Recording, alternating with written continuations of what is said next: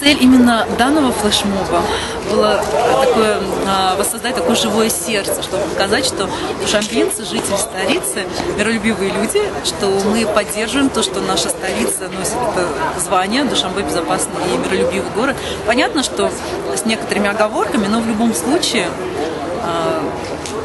вот эта вот идея, она вытекла именно в то, что наш город был включен в безопасные города мира.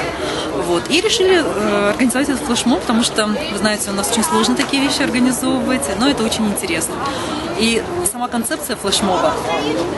Большая масса людей собралась, быстренько что-то сделала и разошлась.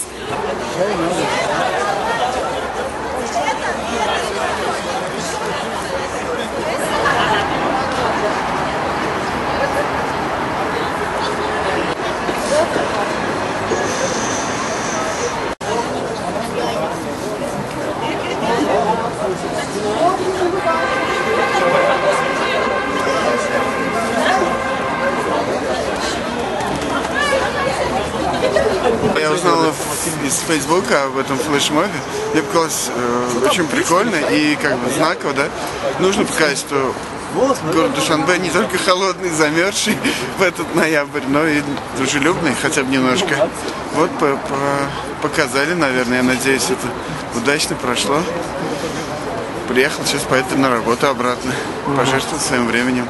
Я очень рад, что мы начинаем вот так по-новому осмысливать пространство города и выражать свою любовь вот такими вот искусными способами.